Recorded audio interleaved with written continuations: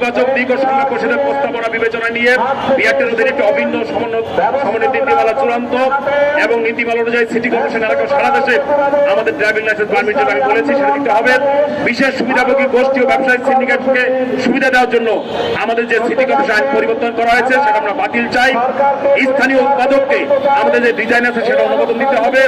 আমাদের ঢাকা, চট্টগ্রাম, সিলেট সহ আমাদের বরিশাল, ঢাকা সহ আমাদের যে নেতৃবৃন্দ আছেন তাদের নামে যে মামলা আছে সেটা প্রত্যাহার করতে হবে। আমাদের যে আমরা বলেছি লিথিয়াম ব্যাটারি, পরিবেশ বান্ধব যে ব্যাটারি, সেই ব্যাটারিকে আমাদের এখানে চালু করতে হবে।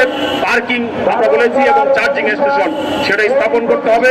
আমাদের ছাত্র শ্রমিক জনতার অভ্যুত্থানে যারা মারা গেছে রিক্সা শ্রমিক সবাই তাদেরকে পুনর্বাসনের ব্যবস্থা করতে হবে।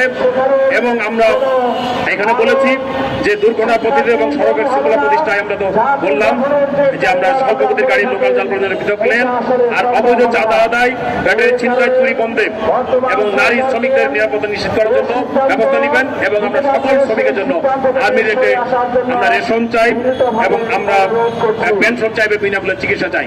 এই যে 10টা দাবি আছে আমরা স্মারকলিপির মধ্যে আমরা সেগুলো উল্লেখ করেছি।